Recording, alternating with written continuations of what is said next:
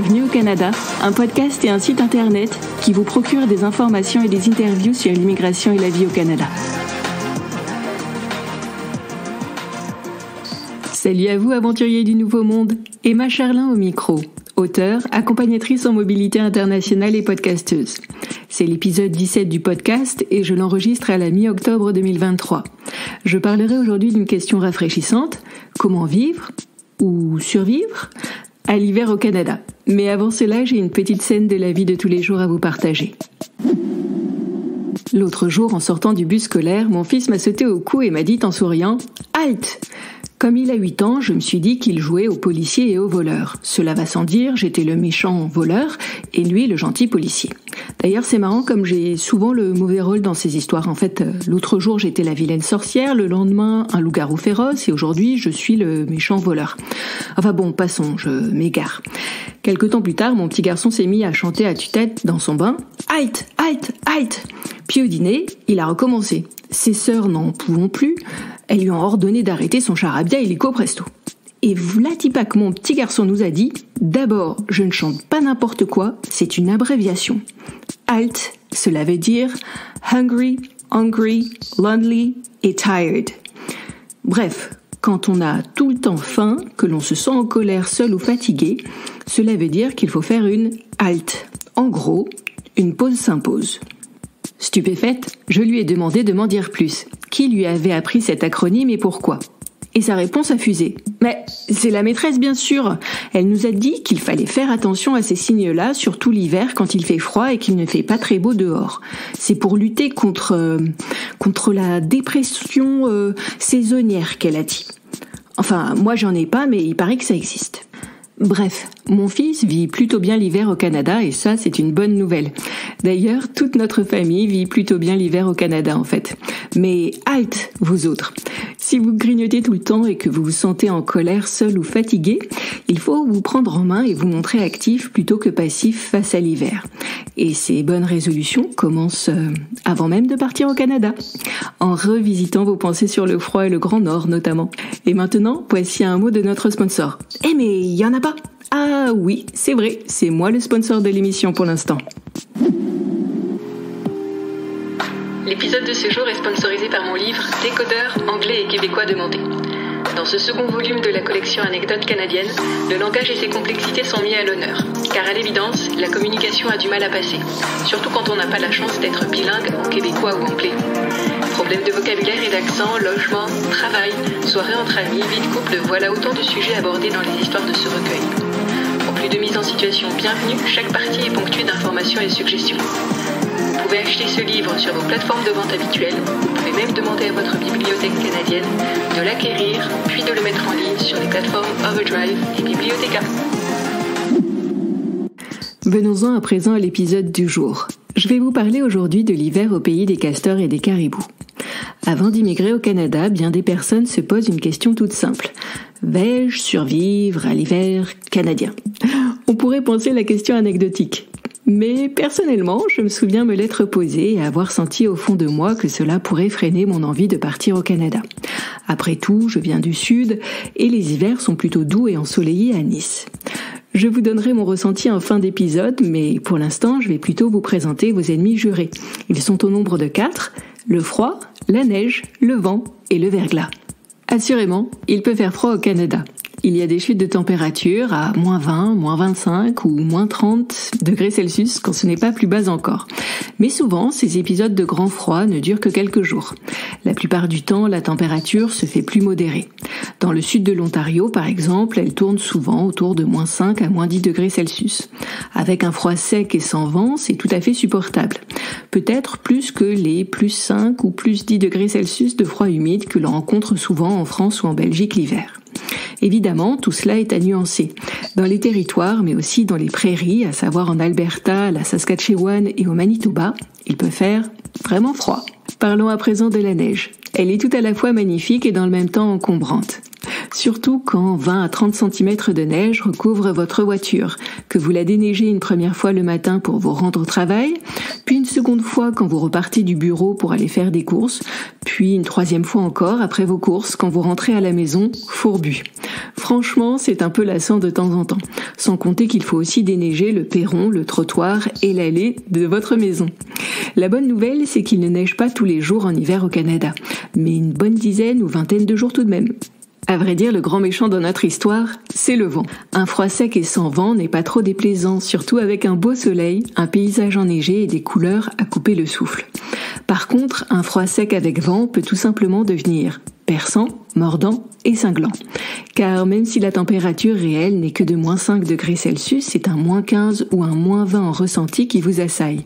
Et si vous ajoutez un peu de neige avec le vent, assurément, votre doux visage ne sera pas content. Venons-en à notre quatrième vilain, le verglas. Souvent, il se tapit sous un peu de neige, le coquin. Vous ne le voyez pas et puis hop, vous atterrissez les quatre fers en l'air sur le trottoir avec vos jolies fesses qui se teinteront progressivement mais sûrement en violet et en bleu. Personnellement, j'ai gagné le gros lot à plusieurs reprises, alors je vous parle d'expérience. Et oui, que voulez-vous ? Je n'ai pas toujours l'équilibre d'une championne de patinage artistique. C'est comme ça. Ceci étant, froid, neige, vent et verglas ne sont pas insurmontables, loin de là. Surtout quand on est bien équipé. Car vous connaissez l'adage, n'est-ce pas ? Il n'y a pas de mauvais temps, juste de mauvais équipements. Alors, parlons équipement justement. Comment vous habiller ? Pour vous tenir à l'abri du froid, mettez des sous-vêtements thermiques, un pantalon bien chaud avec éventuellement un surpantalon pour la neige, un pull, de préférence en laine, une veste, si possible en plume et longue, une écharpe ou un tour de cou, un bonnet ou une cagoule, des lunettes de soleil pour éviter d'avoir de la neige ou du vent dans les yeux, une à deux paires de gants, de bonnes chaussettes, des chaussures adaptées à la neige, éventuellement des chaufferettes à main et à pied, et des crampons à chaussures pour éviter les glissades sur le verglas. Avec du multicouche et un bon équipement, vous devriez être paré. Une question vous brûle peut-être les lèvres. Et l'élégance dans tout cela ? Et si on disait qu'elle passait à la trappe et que ce n'était pas grave ? Car je vous pose une question que s'est posée Axel dans un de mes livres de ma série Anecdotes canadiennes. Qu'est-il préférable au juste ? Être une jeune femme chaleureuse et bien emmitouflée, ou une bécasse habillée trop léger qui grelotte et clappe du dentier ? Personnellement, j'ai choisi mon camp et ce n'est pas celui de l'élégance. À vous de voir celui que vous préférez. Parlons à présent des équipements pour la maison et la voiture. Pour la maison, il vous faut une bonne isolation et un bon chauffage, assurément, du sel dégivrant pour l'allée et le perron, ainsi qu'une bonne pelle pour le déneigement. En cas de panne d'électricité, équipez-vous de lampes torches, d'un réchaud à gaz, de couvertures de survie, d'eau et de vivres. Ne paniquez pas, les coupures d'électricité sont rares, mais on n'est jamais trop prudent. Pour la voiture, il vous faut des pneus neige. Leur pose est obligatoire dans certaines provinces et facultative dans d'autres. Il vous faut aussi une balayette grattoir pour enlever la neige et le givre, ainsi qu'une pelle pour chasser la neige et éviter que votre voiture ne patine au démarrage. Balayette et pelle sont à garder dans la voiture et pas seulement au garage. En cas de problème sur la route, il est bon d'avoir dans le coffre des couvertures, une lampe torche, de l'eau et des vivres. Une fois encore, ne paniquez pas, c'est juste que si vous faites un long trajet dans de mauvaises conditions météorologiques, il vaut mieux être paré. Éventuellement, prenez aussi une trousse médicale de secours. Sait-on jamais ? Alors une nouvelle question se pose, où acheter vos équipements ? Personnellement, je vous recommande de tout acheter à l'arrivée. Vous trouverez au Canada des affaires performantes et spécialement étudiées pour l'hiver. Alors ne vous encombrez pas avant départ et achetez tout sur place. Alors, faisons un petit point de situation. Oui, il fait froid l'hiver au Canada, et oui, avec un bon équipement, on s'en sort aisément. Et c'est tout ? Non, pas vraiment. Car en plus du froid, de la neige, du vent et du verglas, un autre ennemi juré se cache en guet-apens. Je veux parler de la longueur de l'hiver, c'est sans doute ce qui est le plus embêtant. Un hiver long peut vite venir chatouiller votre humeur, quitte à vous plonger dans la mauvaise humeur, voire la stupeur. Il y a 4 saisons marquées au Canada. L'hiver, le printemps, l'été et l'automne. Sur le calendrier, elles sont de durée égale. Dans la vraie vie, pas vraiment. L'hiver est long. Il dure presque 6 mois au Canada et il court de novembre à avril. C'est ce qui mine le moral de tous, Canadiens et non-Canadiens compris. Alors, comment faire pour vous en sortir ? Je vais vous parler d'une fausse bonne option et d'une vraie bonne solution. Pour modifier quoi au juste ? Votre attitude face à l'hiver. Parlons d'abord de la fausse bonne option. Quand l'hiver s'en vient, bien des personnes aspirent à un bon cocooning à la maison. Rester sous la couette ou au coin du feu avec un chocolat chaud et un bon livre ou une bonne série à la télé. De temps à autre, ce petit programme-là est parfait, mais pas pendant 6 mois.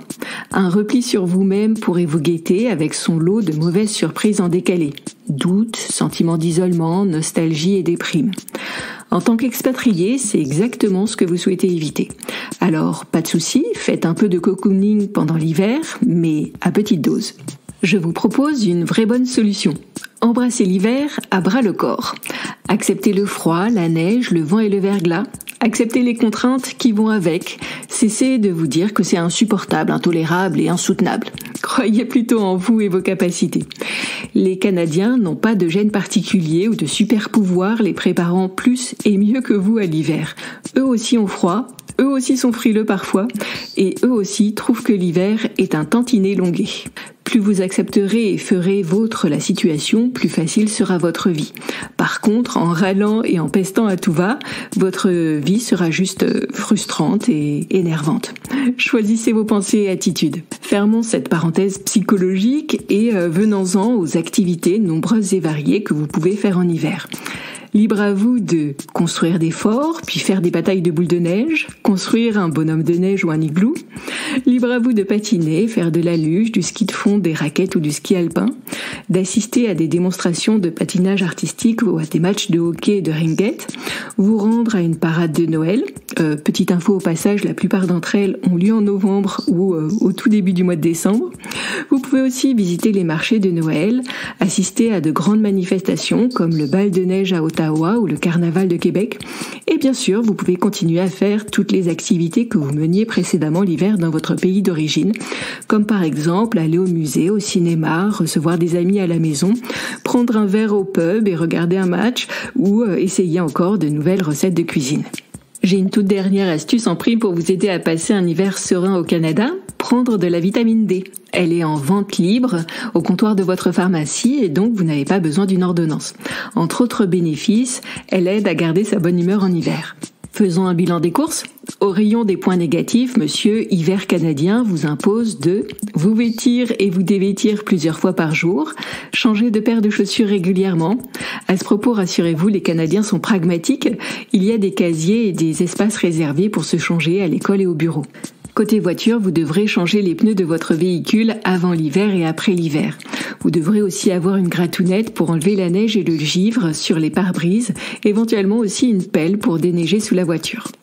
Vous devrez aussi saler et déneiger vos allées, perrons et trottoirs. Voyez le bon côté des choses, à la fin de l'hiver, après avoir tant et tant de fois déneigé, vous aurez un dos musclé et des bras fuselés. Attention toutefois à ne pas vous faire un tour de rein, glisser ou vous blesser. Enfin, le dernier point, vous devrez vous équiper et acheter de bonnes chaussures et habits bien chauds. La première année surtout, apprêtez-vous à sortir les billets.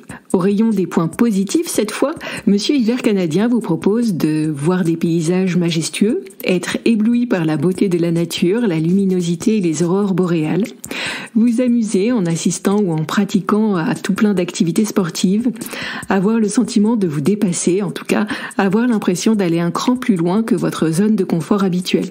C'est surtout vrai les 2 premières années quand vous dites à tous vos copains que vous avez survécu à moins 20 degrés.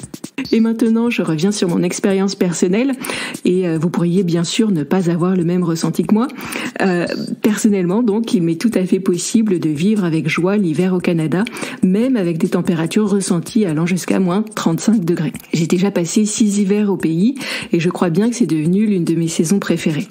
Et oui, comme quoi les Niçoises ne sont pas toujours les frileuses que l'on croit. Enfin bon, moi je dis ça, je dis rien quoi. Alors ce n'est pas tout ça, mais il s'agirait de résumer l'affaire. Voici les principaux points à retenir dans cet épisode. Premier point. Oui, l'hiver au Canada, il fait froid. Mais avec un bon équipement, tout se passe plutôt bien. Tout comme les Canadiens, il est possible de s'adapter. Second point, l'attitude que l'on adopte face à l'hiver est primordiale. Si on se terre chez soi, nostalgie et déprime peuvent vite arriver. Par contre, en vivant l'hiver, il est possible de s'amuser et même d'apprendre à aimer l'hiver. Troisième point, il est important de prendre de bonnes habitudes. Avoir une balayette, un grattoir et une pelle dans sa voiture, saler et déneiger régulièrement son allée, avoir de bonnes chaussures et un bon manteau, Ne jamais sortir l'hiver sans chapeau et sans gants. Bref, c'est tout plein de petites habitudes à prendre. Au début, c'est un peu frustrant et contraignant, puis cela devient automatique et on n'y pense plus. Cet épisode de Bienvenue au Canada est déjà fini. Je vous remercie de l'avoir suivi jusqu'au bout. L'aventure continue. Si vous souhaitez bénéficier d'une séance de coaching, contactez-moi. En ce moment, j'offre une séance découverte d'une 20aine de minutes. Vous venez avec vos questions et moi j'y réponds. Rendez-vous sur mon site internet bienvenueaucanada.ca. À bientôt!